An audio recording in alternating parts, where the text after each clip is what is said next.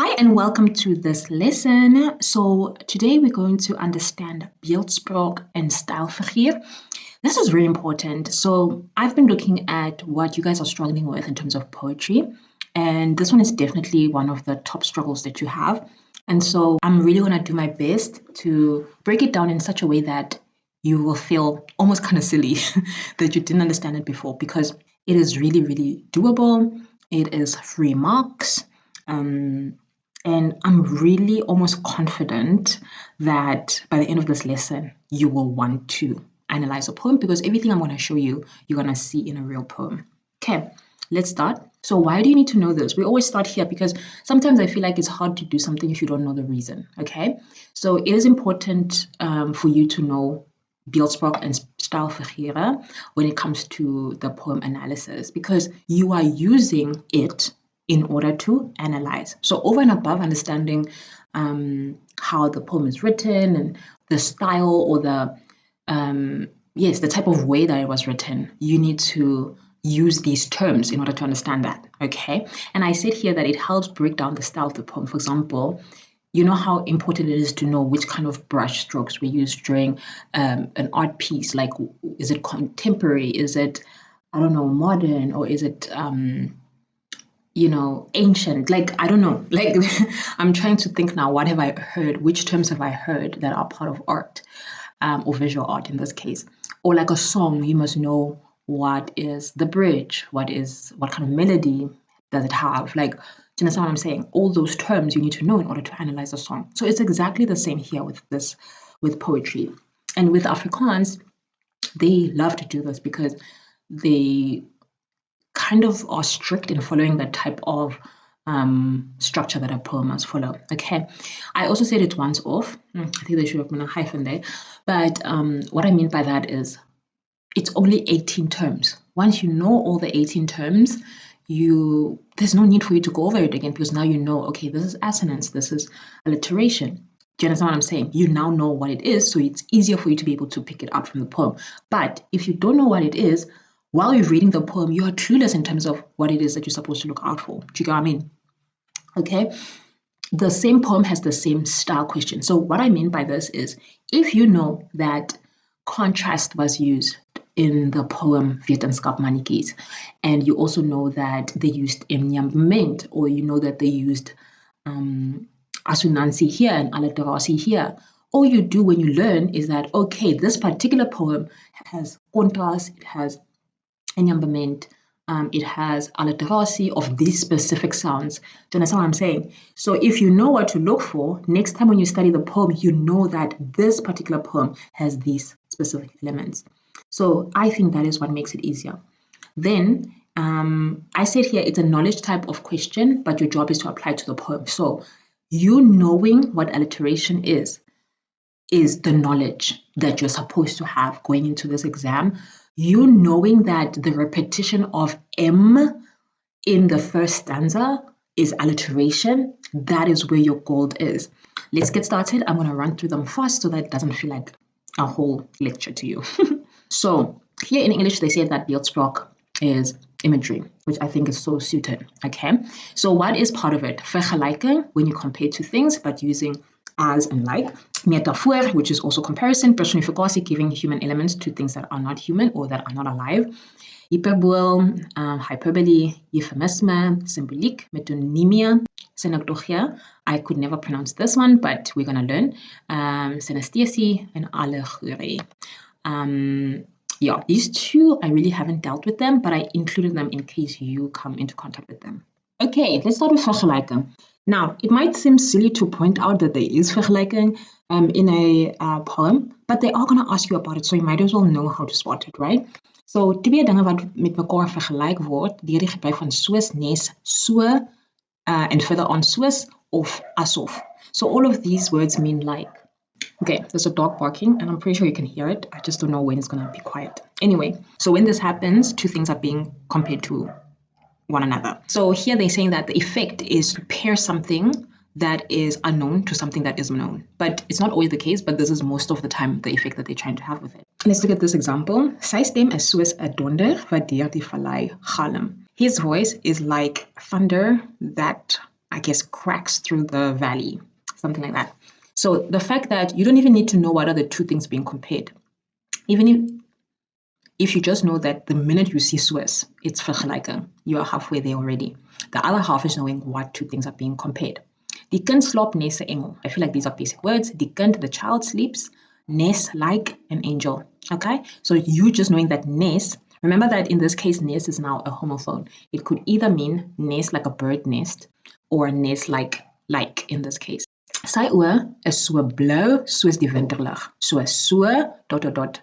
soos winterlig. So his eyes are as blue as the winter air, I guess. So in the exam, if you see these words, then you know that it's vergelijking. Next, metafoor, almost the same, but without those keywords.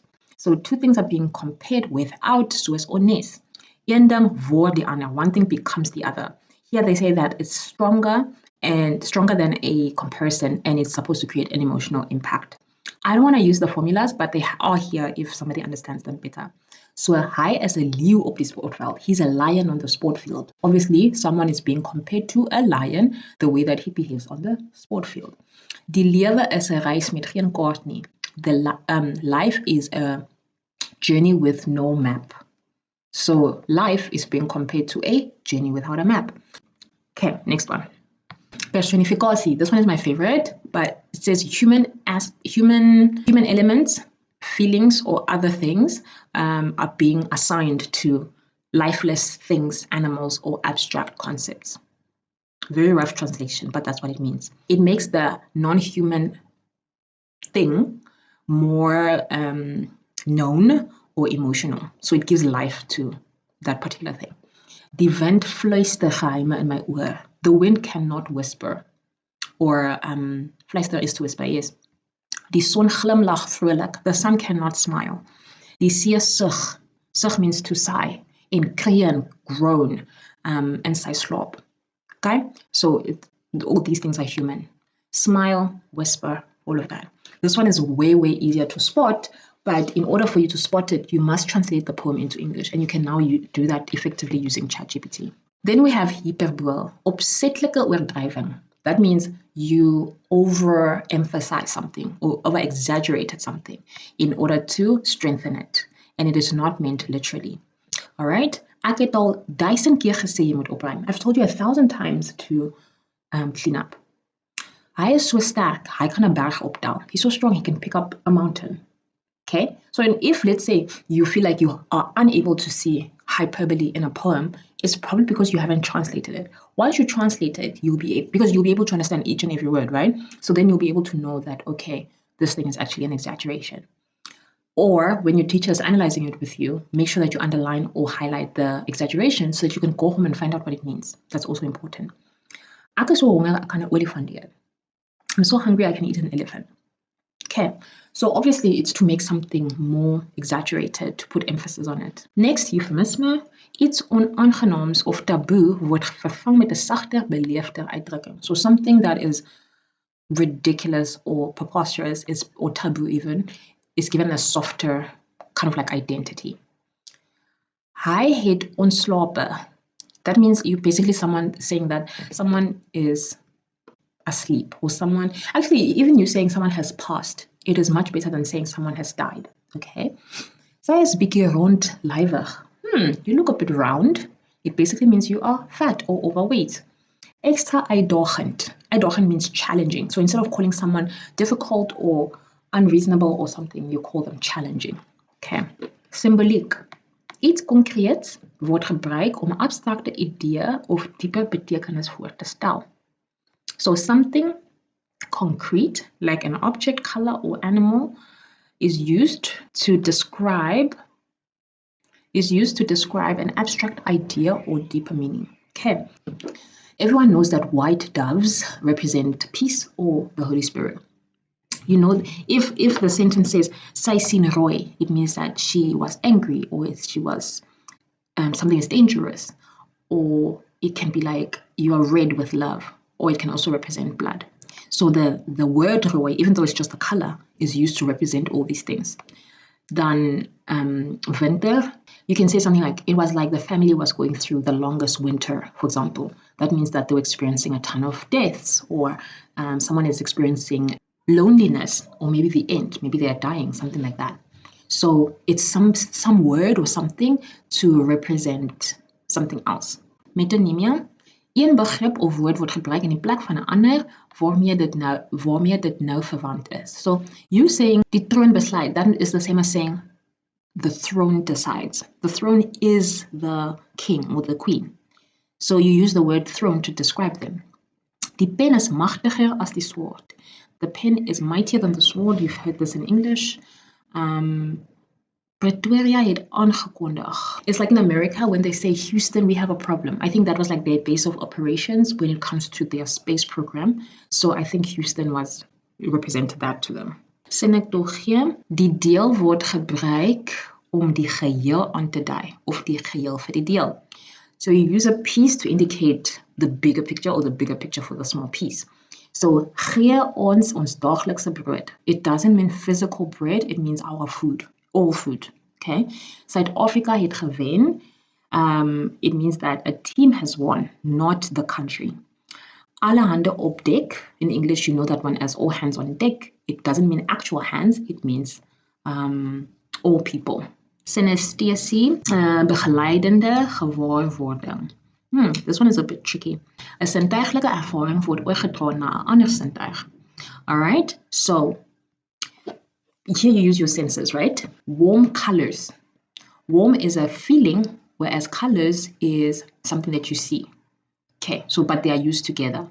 Die musiek, the music smells like jasmine.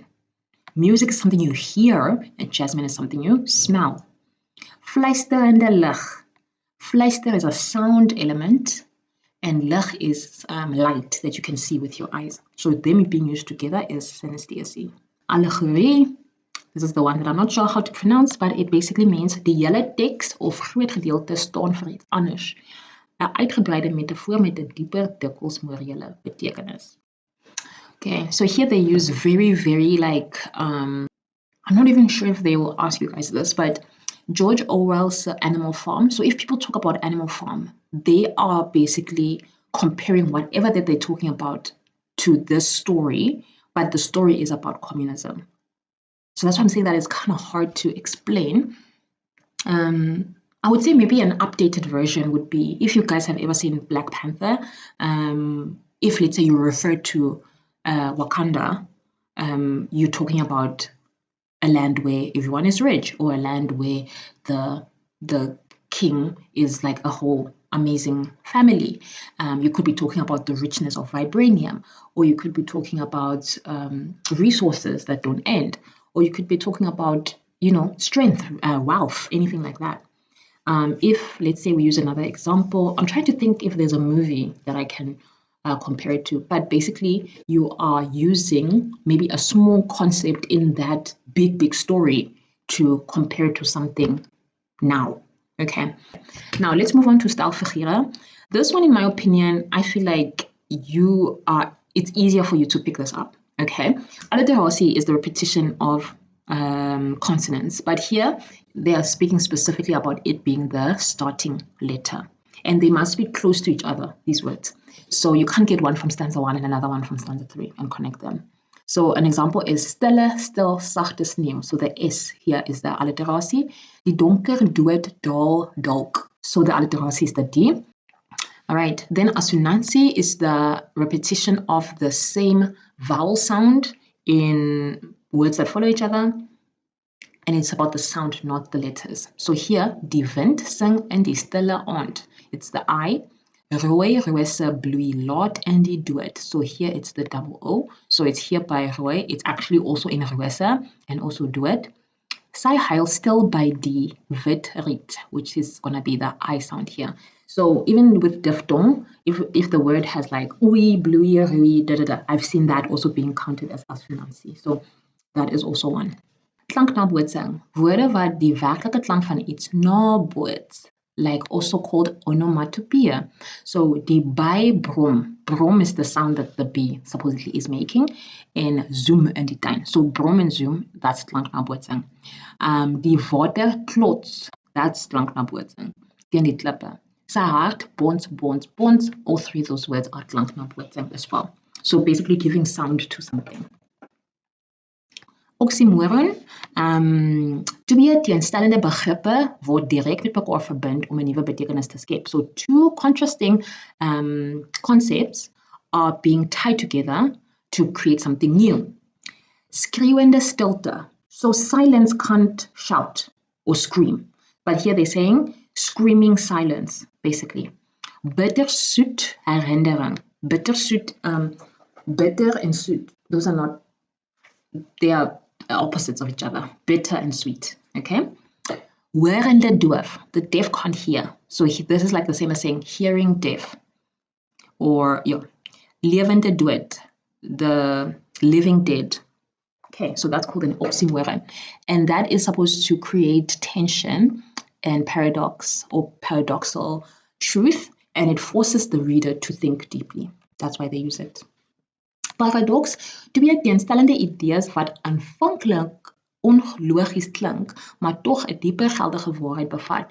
Two contrasting ideas that initially sound unlogical, or what's the opposite of logical? Yes, that one. I'm not sure now what it is. Two contrasting ideas that initially doesn't sound like they have logic, but a deeper truth is in it, okay? Ek moet verloor om te wen. You must lose to win. That's a paradox. Why must you lose to win? You must win to win. Antithese, twee teenstellende gedagtes word naas mekaar geplaas om deur kontras die een of albei te beklemtoon. Let's look at the examples for this one. Hy was ryk eens, nou is hy bedelarm. Die dag ween, die nag lag. Vrede woon in oorlog, lewe in die dood. So the best way to remember this one's a bit tricky, but the best way to remember it is antithese is two ideas that are in contrast of each other. But you can see that it's two sentences, okay? So it means like, it's almost like conjunction without a conjunction, because here they use the sign. But the one idea is the complete opposite of the other. Whereas oxymoron that we just passed now, the one that says skreeuende stilte, those are two contrasting things in one expression. Okay, so I think that's the best way to remember that. Ironie, die skrywer bedoel die teenoorgestelde wat hy sê. So, wat 'n pragtige dag, but you'll find that it's raining cats and dogs. They'll say that in the poem, so they wouldn't just give you this part without you knowing that that other one is also true. Hy is waaragtig 'n voortreffende bestuurder after an accident. Okay, so it's like saying to someone, well done, but they just did something wrong. Die brandweerman se huis brand af. The situation is ironic because a brandweerman is a firefighter. So it's kind of like the whole situation is ironic because the person actually works with fire or stops fires, basically. So here it says it's used to create humor, to critique somebody, for sarcasm, and for the reader to think about it a bit more harder. In my opinion, ironie and sarcasm they are so much the same. But buitende kwetsende ironie, gewoonlik bedoel om iemand te bespot of te verneder. But okay, so here they're saying that sarcasm is made to humiliate somebody. Jy is seker 'n geniale wiskundige? Like, and this will be what your mathematics teacher tells you after you've made a mathematical error. Okay? Or fantasties, jy het weer jou werk vergeet. So it's not fantastic, but it's kind of like, wow, well done for doing this stupid thing. Pragtige tydsbestuur. So imagine you walk in late and then the person is like, wow, you are on time. Okay, so it's basically to stab the person in the heart. Retorische vraag, I'm sure you all know this, but it's a question being asked that doesn't need an answer. Is dit nie pragtig nie? That doesn't need an answer because it probably is. Wie van ons het al nie geval nie? Het ek jou nie gewaarsku nie? Didn't I warn you? Then you don't have to say yes, you have, because it's rhetorical. Alright, next one. Litotes. Oormatige onderskatting of verkleining, dikwels deur 'n negatiewe stelling om iets positiefs uit te druk. Okay, so a huge underestimating or belittling, usually through a negative statement to make something positive. Hy is nie sleg nie. So you're gonna say, this guy's actually not bad, but he's actually great. So you're making it smaller. You are pouring water on the person's achievement by saying not bad. And then dit is 'n klein geskenkie van 'n R1000. It means you don't really think that, and R1000 is actually like a lot to you. But you're saying, it's a small gift. Suid-Afrika se probleme is nie min nie. This one is a bit weird, but when people say that, they basically are saying that there are so many problems. Do you understand what I'm saying? Okay, so lituitus is the exact opposite of hyperbole. So here you go down, whereas hyperbole you push it up with the drama. Climax, ideas word gerangskik in oplopende volgorde van belangrikheid of intensiteit. So you go from one side to the other and it builds up a lot. I also haven't seen them ask this, but I would love to see it in an exam. Ek kom, ek sien, ek oorwin. Okay, so it starts with I came, I saw, I conquered. Ek is bekommerd, ek is bang, ek is doods bang. So you were first worried, then you scared, now you are crazy scared. Sy moes loop, later hardloop, uiteindelik vlug. Alright, so it builds on each other. Anticlimax is the exact opposite of that. Na opbou van spanning, so after the climax, then something unexpectedly ends on something that's not important or something that's ridiculous, usually for a laugh. So hy was held wanneer legende en toe verloor hy sy sleutels. So here it is more in like a sarcastic way as well. Sy het geveg teen armoede, she fought against poverty en kon nie die konfytpot oopkry nie, but couldn't open the confite is jam, I think. God couldn't open the jam jar. Herhaling. Herhaling is when things or phrases or words are repeated. Ek wil vrede, ek wil stilte, ek wil rus. So the ek wil part is the repetition. Ons sal veg in die strate, ons sal veg op die strande. Ons sal veg, that's the part.